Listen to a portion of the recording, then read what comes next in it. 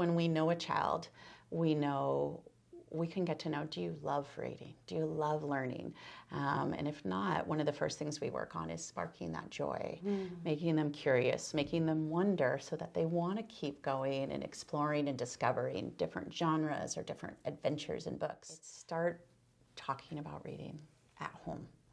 And whether it is making that little bit of time to read, pick up a book and model, read with your child, even doing it once, or starting to carve out that time to make it important, can start to build that habit that makes a real big difference.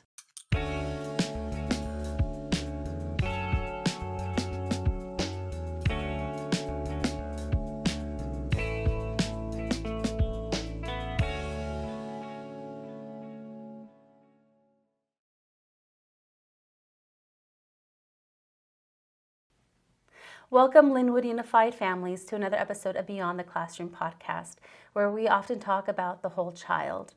In today's episode, we are going to be talking about the importance of reading by the third grade and how reading supports children in their future success with lifelong learning and with daily confidence.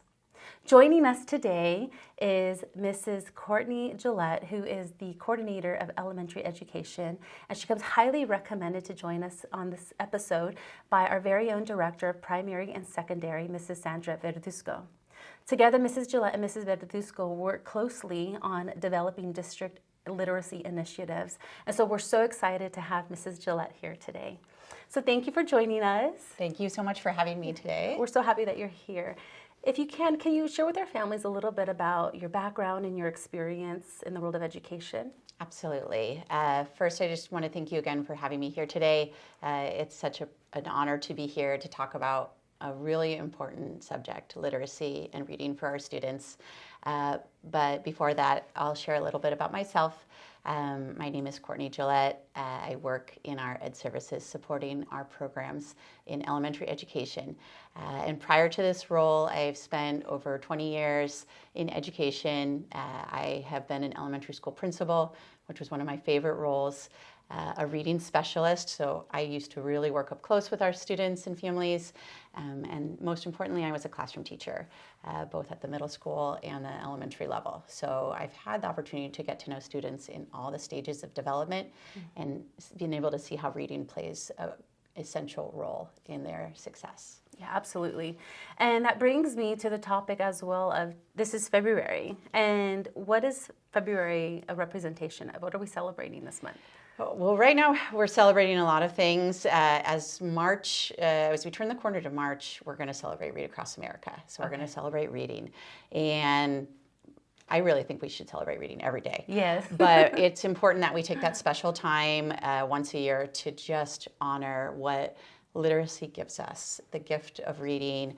And so we take that time to celebrate for a whole week. But we really celebrate all throughout the year. Right, exactly. What do we focus on during that week, though?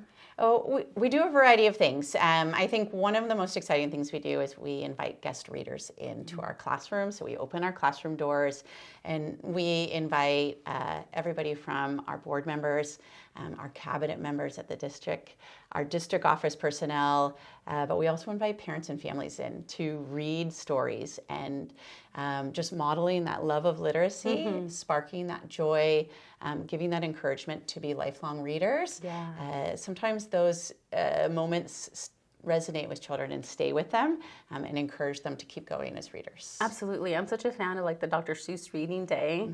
That's in March as well too, right? It is. His birthday is where Read Across America started. Okay.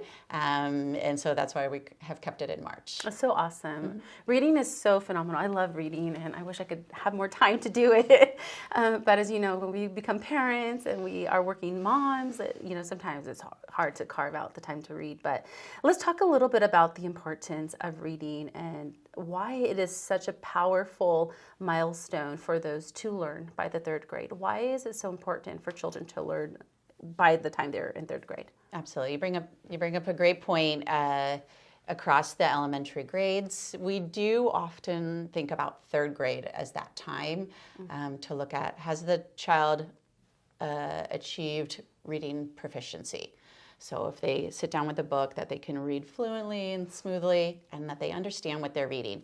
And I think the reason that we look at that, if they're still gaining skills, it's not a be-all, end-all, but prior to that, in those early years, your preschool years, TK and kindergarten and first and second grade, we really think about it, we're building the foundation, kind of the same way you might build a house. So you have to spend time first making sure the foundation is really solid. So if you are a parent of a kindergarten child or a first grade child, you might have your child coming home and they're learning their letters. They're learning the sounds that letters make. But we want that to all come together by third grade.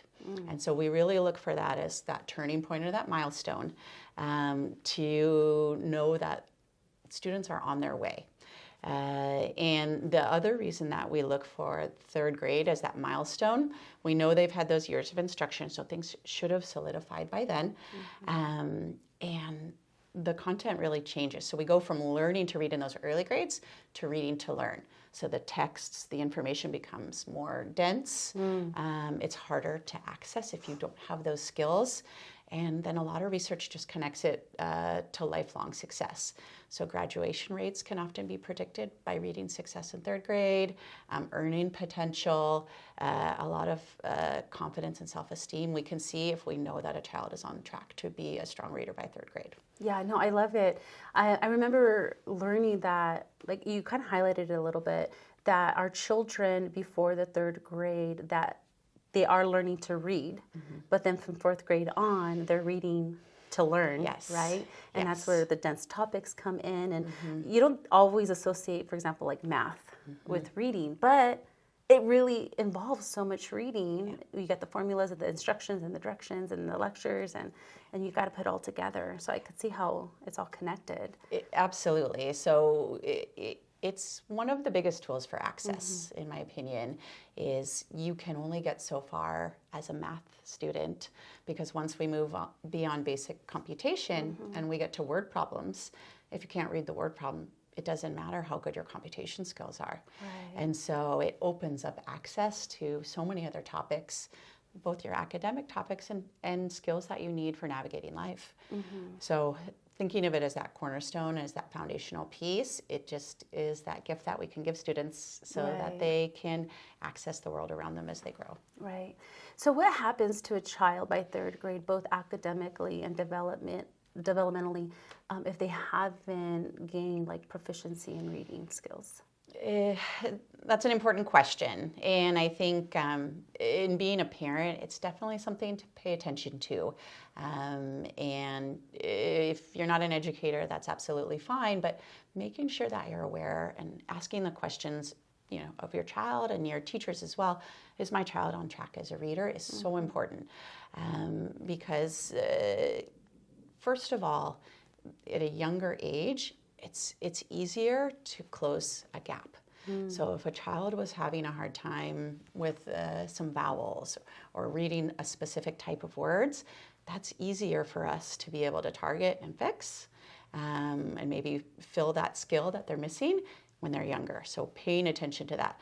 What happens when they get older is the texts get bigger, the vocabulary gets more dense, words have multiple syllables, so they get longer, and that can be overwhelming if our students don't have those skills. Sometimes we call them word attack skills. So how do I approach this word? How do I sound it out? The same way I would sound out, a one-syllable word, I want to be able to apply that. And so it's really important because we see them, they don't have those skills, then they can't keep up with the content in the classrooms.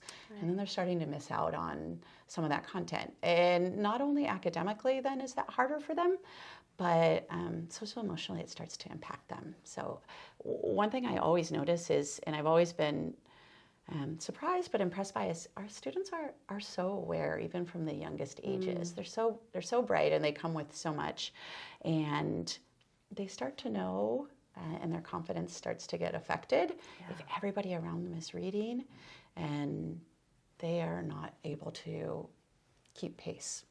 And so then sometimes we see that kind of I don't like school anymore, so a lack of engagement or a dislike, I don't want to read because it's hard. And I think one of the most important things that our teachers and our parents and our whole community can do is really encourage our children that every child is unique in their reading journey. Right. So we don't all learn at the same time in the same place, and that's okay. Keeping that encouragement in place and sharing, like, your reading journey might look different from your neighbors, but keep at it. But if we don't keep them in that good place, sometimes we do see the self-esteem starts to hurt, or the confidence as well. Right. Yeah, there's such a window of opportunity to take advantage of when it comes to the brain development. Yes. And that is in the earlier years. Yes. Because that's where they're being engrossed with language. Yes. They can learn multiple language by Yes. a certain grade too, and taking advantage of that time. It makes a lot of sense, especially with the executive functioning of the brain and all of that learning that's taking place. Yes. They're like sponges. That's knowledge, exactly what I was going right? to say. I think of a young learner's mind is like it's like a sponge, and we're we're not as spongy anymore. But they are so primed to absorb language, any language, and reading in any language still helps give them that exposure to grow. The more words they hear, again, the more vocabulary we can expose them to in any language, either reading or oral, helps them grow and develop.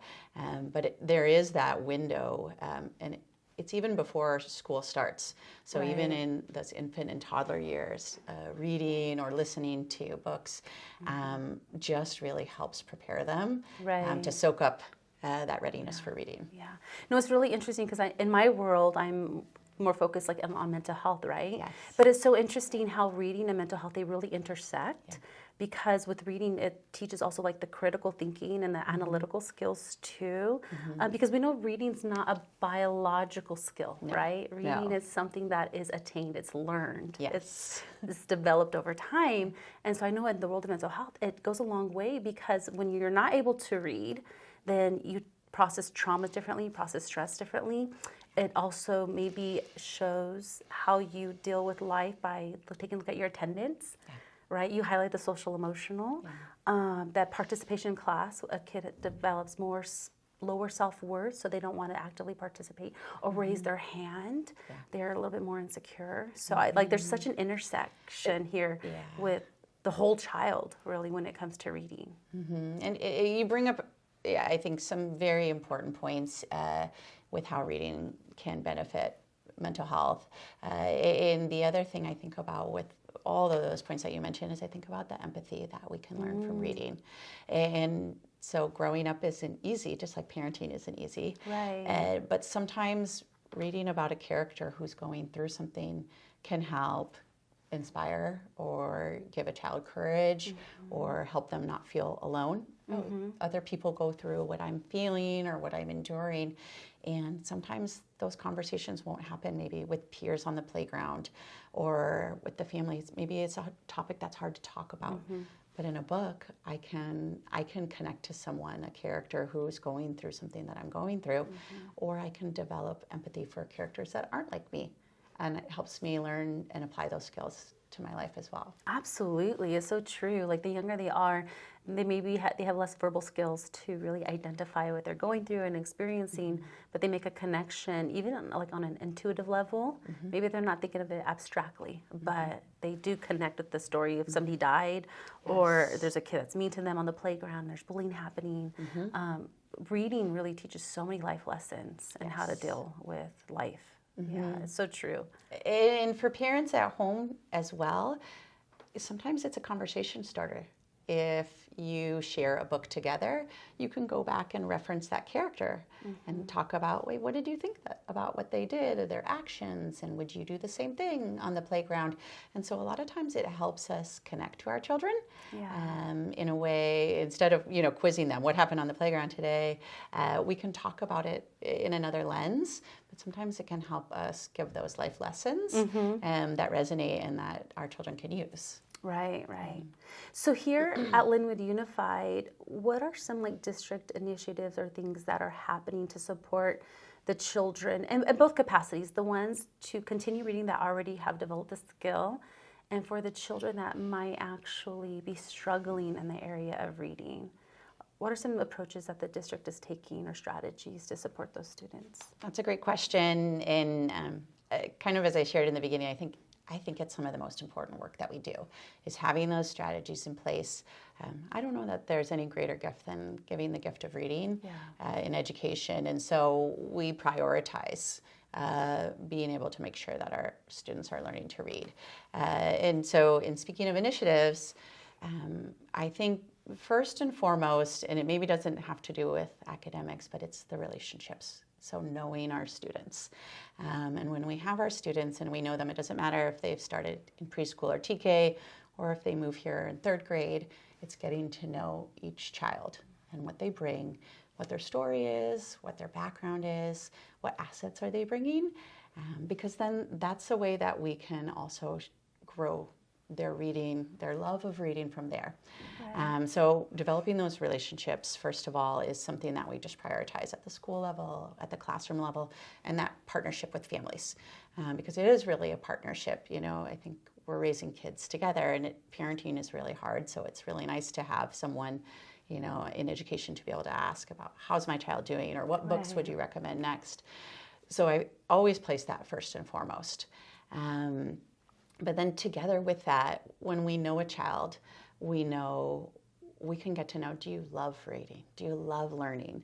And if not, one of the first things we work on is sparking that joy, making them curious, making them wonder so that they want to keep going and exploring and discovering different genres or different adventures in books.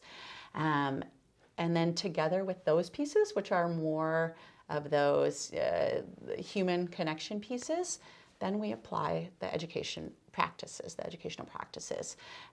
So if I know about you as a reader and I know what you like, I know what's going well for you, I can continue to recommend books. If you're a fluent reader, I can get you interested and keep pushing you to grow your reading skills, because that's also where you're going to access millions of words, much more than we have in conversation. Right. New vocabulary, new learning, new ideas, new thoughts.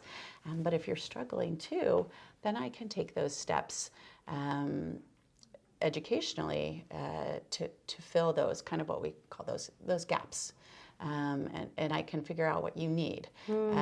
So as far as our initiatives, I think first and foremost what we do is we continue as educators to professionally develop ourselves. We continue to learn about reading, and kind of what you mentioned, that reading is not a natural process in the brain. That's some relatively recent research in recent years, and it's a body of research called the science of reading, is that we've learned that taken a scientific approach to it. And in Linwood, we have been delving ourselves into that, doing learning across our school sites, and how does reading actually happen? So language is a natural process in the brain, is children acquiring speech, still in all different ways. But reading does require a scientific approach. And sometimes I think of it like a recipe. So if I make a salad, I can throw some things in and I can kind of hope, I know these flavors go together and my salad works. But if I'm baking, it has to be precise. Right. So I can't just make cupcakes by throwing some different things in a bowl, right? I have to add the right amount of sugar, the right amount of flour. And with reading, it's kind of the same way. So when we think about our educators, being knowledgeable of that recipe is one of the most important things we can do, because then I can say, I know each child, and then I also know the recipe that each one needs to read and what they need more of, what they might need less of. How do I need to tweak the recipe for each individual child so they can become that reader? Yeah. I love the whole teacher-child relationship. It's so pivotal. There's actually a case I'm aware of, and this mother, she has 3 daughters, and the first 2 just thrived academically and like excellent readers. And then it came to the last child, and she was getting so frustrated because in her mind, like the third daughter was brilliant and smart. And not to say that she wasn't, but she wasn't catching on to reading and memorization. And the mother was getting really frustrated, like thinking and labeling her daughter like, you're resistant, you're being defiant, you're just rebelling, you're just trying to be difficult. Well, over a time span, then it was, these teacher relationships are so important because then the teacher's lens is, well, something else could potentially be going on. Yes, your first 2 daughters knew how to read, but this third one, what if there's a disability here? And sure enough, they assessed her and she ended up having dyslexia. And so she had to teach her daughter in-home with the in-home interventions and support her daughter differently than she did with the first two. And eventually her daughter was able to learn, but she had to learn differently, right? And so these teacher relationships, they're so dynamic and they go such a long way for all student success, regardless of a disability or not, right? Yes. I that example it's a really important example because you can have children growing up in the same home and their reading journey might vary. And it's just the way everybody's brain works. And everybody's brain works in a different way. Very uniquely. And some students pick up on reading quicker. And some students, they need more repetitions. I need to read my CVC words, what we call them, your 3-letter words. I need to read those, 100 times, but my sister only needed to read them 50 times. So a lot of times it can just be repetition, repeated practices, repeated reading. I just need a little bit more time or more opportunity. But then there can also be other things like you mentioned as well. And I think with the teacher knowing, spending all day, every day for 180 days with our kiddos, they pick up on, wait a second, you need something a little bit different. And sometimes we have to bring in other layers of support.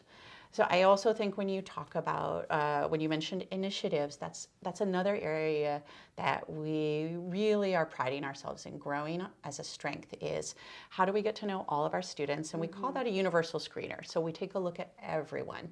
It's kind of like if you went to the doctor for a checkup. Everybody goes, or we do a little vision testing. How does everybody's eyes see? And then from that, if everybody's eyes aren't their vision isn't 20/20, okay, well, what do we need to look closer at then? What prescription do you need? And so we apply that in the reading lens as well. So we have assessments or, reading tools so we can take a look at all of our students, just like the doctor would look at you at your checkup, take your blood pressure and whatnot. And then we can delve a little bit deeper if everything doesn't check out. And it doesn't mean it's not going to check out forever, but it just means that's the work. That's the work that we need to do because reading can look a lot of different ways. Yeah. And so it's us figuring it out. It's a puzzle. Right.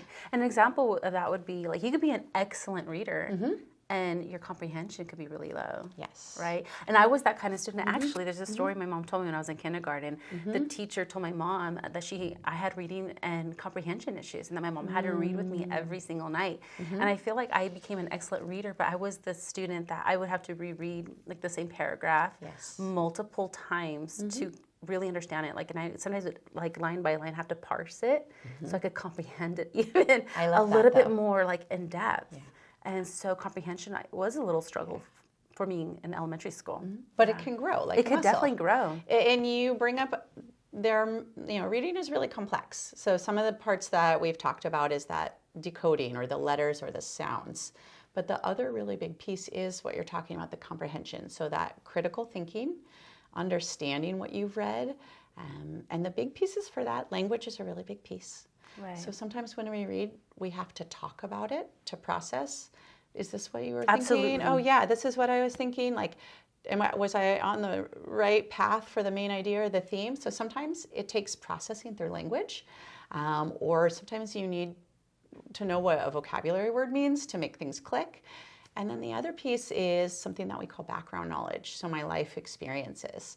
And so sometimes that outside experience, if it's around, if I play soccer and then I read about soccer, I know more what's going on because I know the game. And so putting all those pieces together, and sometimes it takes a lot of practice to grow that comprehension, but that's how we grow that. Right. And so again, that's where the teacher and the parent get to work together. Because as a parent too, I can talk about things at home and help build those knowledge skills. I don't have to have an education degree to be able to support with the reading and the understanding for my child. Right. No, that's so amazing. There's so much to reading. And when I think of the word reading, it's also, I guess you could say, a prevention strategy. Because when we think about reading, like we're reading all day long. Like we're looking at menus, we're looking at the labels on stores, like store logos. It could be, I don't know, just anywhere we go, like the gas station, and all these things matter. Like it could be 1 word, 2 words, 3 words. And like our kids, when they get their driver's license, they need to take a test, right? I remember going to the Downey Library one day, and there was an older gentleman there. He looked like he was probably in his 40s or 50s. And he literally was doing sight words. There was a lady there teaching him how to read. And I felt flooded with so much like respect for him, because I would imagine as an adult, you probably could carry easily like lifelong shame and hide that I don't know how to read. I'm not gonna tell anybody this. But yet you're isolating yourself in the struggle. And yet at his age, he was actively seeking out support, somebody to teach him how to read. And I just found that like so beautiful. Whether you're 5 or 40, you are always able to grow and to add to your skills and add to your knowledge. And that was an example in real time. I was there with my 2-year-old son at the time, and I got to see this older gentleman learn how to read. I mean, what a teachable moment. It was very profound. Like it has stuck with me. Yeah, when you say that and share that, and that's such a beautiful story. We're never too old to be a learner. We're always learning. We're always growing, and helping give our children that mindset. Yeah, It doesn't matter how old we are, and we can still learn new things. I think even just modeling that when we talk to our children, in the classroom and at home, is helping them realize like it's never too late. We can always try again and learn new things. And one thing, because I'm a parent as well, one thing I try to enjoy as a parent is if I didn't learn something or something didn't stick with me the first time when I was growing up, I'm getting a second chance as a parent. And so I think about that with parents all the time, is if you didn't love reading or you never became an avid reader, you can still join that journey again with your child. And there's a lot of ways to do that. It really doesn't just have to be with a physical book even, because with technology today, we can enjoy reading in so many different ways. We can listen to reading together, even on the computers. There's so many free resources where books can be read to us. But just enjoying sharing a story together, and then talking about it. And I even think at home when you're sitting with your child and you're just enjoying some time together, cuddled on the couch, I think it just brings so many gifts. So even if we didn't get to do something the first time, we get kind of another chance. Yeah, you get to relive it. I love it. Let's talk about the parenting aspect. What are some effective things parents can do to support their child's reading abilities or their skills, to grow it, to learn the love of it? You kind of mentioned some of the resources already, but let's talk about the parent piece. Okay. So the first thing I think about with parents is it's the hardest job in the world. And I think we always need to recognize that we're trying to provide for our children. Maybe we're working at the same time. There's family and life traumas that we're facing. It's not easy. But if I want to prioritize something, one of my favorite educators that I have worked with would always say, what's given time gets done. And so the first thing I would think about is starting small. So we don't have to carve out an hour of time because nobody has time. We're busy. But even if I start with 10 minutes, and I commit to, we're going to read 10 minutes a day. The consistency matters, and building the habit, I would say, more than anything. So with parents, I would say if you wanted to start that habit or grow that habit at home, it starts with the time. When is going to be our special time? At my house, it's at bedtime. So bedtime, it's non-negotiable. We read something every night.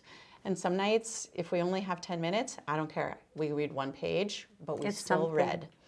And if we have a little bit more time, even 15 minutes or 20 minutes, where we're either reading or talking about reading, first of all, we're accomplishing the task, no matter how short or long of time we have. But it also is signaling to our children that we're making it important. So they're watching us. So it's not just the words that we say, but it's our actions. What are we making important? And if my phone is really important, and I'm going to bring that up because we all spend a lot of time on our phones, but if my phone is really important, taking that time to think about, where am I making time for reading to be important? And so at home, it's making a little bit of time. and figuring out what do you need for that. So sometimes it's just talking to your child. What did you read about today at school? Sometimes at dinner I ask my children, what did your teacher read to you today? Yeah. And we start the conversation there, just so that we're talking about reading. Even those little phrases like, if you catch your child reading, I love that you're reading. Oh my gosh, this makes this makes my heart so happy to see you reading. Helps them know this is really important. I should do this because my parents recognizing it. So recognizing it and valuing it, making time for it. And then I would say ask questions. You know, that's what the school is there for. That's what your teacher's there for. Right. Is what should my child be reading next? We need more books. You know, can you send some home from the library? How do I get a library card for the Linwood Library, which we just remodeled, and it's beautiful. But not being afraid to ask those questions so that you can bring that access to your child. We want to listen to books. Maybe reading is hard with a dyslexia, and so you know maybe that is really hard. But listening to books is really enjoyable. What resources are there online? And that's what the school district is for. We're that resource bank. We can point you in the right direction. We can share resources. We can be a partner. Right. There's some things I want to talk about that you mentioned. The first one was a cell phone, because I am an avid reader on my device. But a takeaway from my son was he doesn't know that mom's reading on the phone. To him, it just looks like mom's on her device without context, right? So he could, is she scrolling social media? Yes. Is she playing games? Yes. And so I had to literally put my phone down and go old school and pick up books so that he's seeing without questioning what I'm doing, and that I'm reading a book. That's important. Because it could be misinterpreted, right? That was one thing. And then the other thing is, I remember I had a case as a clinician. I think of what I see in the home. And in a monolingual family, that was a struggle in the home for the mom because she only read and spoke in Spanish, and her son, of course, is bilingual, but he was struggling academically because he felt like he didn't have the English support in the home. But I was encouraging the mother to not carry the shame, because she could still read in Spanish with her son. You could still read. As long as you're doing the reading, that's great. Yes. And then what you're saying is the district is a bank of resources, and the student could still get support with the English reading, right? And outsource that. And the third one was, like you mentioned, resources. And there's so many online resources. I know for me and my family, I would utilize, I don't know if you're familiar with Story Online. And then there's another one, Stories with Annie's House, and Story with Ryan and Craig online, and Lindsay Out Loud. And they're these narrative stories. They still get the pictures, you get the words, and then you get the narration from these dynamic narrators, and it's just awesome. I love those kind of resources for my kids because it makes it makes reading fun for them and adventurous. Yeah. Well, okay. So I love that you say that. At the end of the day, this should be fun. Yeah. And while we put in work to become a reader, we're going for fun. We're going for joy. That once you learn to become a reader, or even on the way, that it's enjoyment. We're enjoying learning, discovering, exploring. And so keeping that at the forefront, when we're exploring resources, there's so many out there. You get to choose your own adventure. Right. So, and when you mention a couple of things, I love that a couple of things that you mentioned are resonating with me, but storytelling is one of the oldest, human traditions, and that's kind of how we hand down things. And so if you find online that you love storytellers and that makes reading come alive for you, or you get to, maybe you're tired at the end of the workday and you don't want to read, sit with your child and enjoy listening to a story. Even an audiobook in your car, right? Yes, even in the car, put it on and let them, take their iPad away while they're driving. And it might be a little bit of a battle at first, but they'll get used to it. But helping them listen also develops our listening comprehension, and that's a really strong tool for them. But that might be something where you're like, our family likes to listen to stories. That's okay, because at the end of the day, if you enjoy the story, it really actually doesn't matter if you read it or you listened to it, because you still got to enjoy, the idea, the adventure. But I also wanted to talk about language, because I do think so many families come with more than one language. Right. And that's an asset, and it's part of who we are, and it's part of what we bring to the table, and it should be celebrated. Right. It should be something that we're proud of. It's part of our culture, and so and reading also transfers. So if a parent reads in Spanish at home, the child is getting those same benefits, plus they're hearing the language of their family. So it's pride, it's being proud of where you come from, and at some point, if the skills will generalize. But what if they end up learning to read in both languages? Then they have 2 languages they can read in. So it's definitely an area that we want to highlight as an asset. Right. But then when you said resources as well, both within our district, but within the community libraries as well, they make books in all different ways these days. And some books they have the English and Spanish on the same page, so the family can enjoy reading together. And you could even take turns with your child. And that helps the parent actually start learning the other language as well. Yes. When they have them side by side, like the parallel reading. Yes. There's a word for, the word is cognates, right? So a word that might be almost the same in English and Spanish, for example. And so seeing those on the page together, taking turns reading with your child, you might get to discover those and help your child build the bridge. Right. So, I mean, it's just about exploring what's out there and what's a fit for your family, and we get to choose our own adventure. Right, right. And like you said, library, that they have a plethora of resources there, and taking your kid every week to the library for reading time, whether they're reading to your child or you're just, all right, we're here 30 minutes every week. I'm going to sit down as a parent and read my book, and my kid could go explore their books. Yeah. You're teaching that day in and day out every week. You know, you're dedicating time to something that's important. Yeah. And so it's, just choosing if that's the importance, that can become something that might be a really special memory with your child. Because it'd be on Saturday mornings, we would go to the library, we would sit together, maybe we would bring like a hot cocoa or something, and then that also becomes special and memorable for our child. It's an imprinted experience, right? And they get attention from you. And so giving attention around something that's also going to benefit them is kind of a win-win. Right. Well, thank you so much. This has been like so positive, and I just love this topic.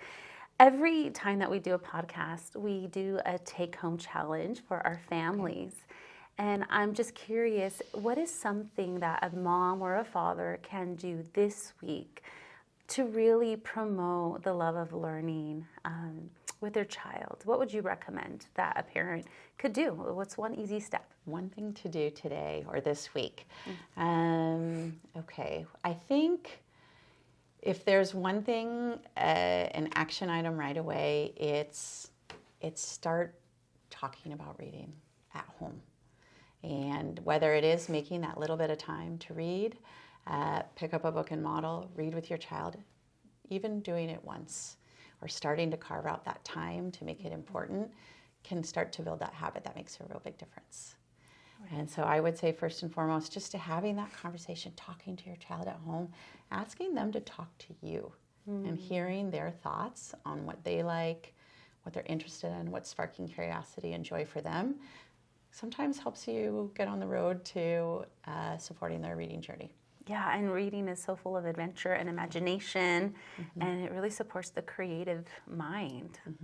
So having that conversation could go such a long way. We can have all kinds of adventures through books. Yeah, it plants the seed. And we're still building our creativity in our children and growing their imagination. And honestly, in a world where AI these days can do almost anything, which is amazing in itself, we still want to treasure the human mind and grow the imagination, the curiosity, and the creativity.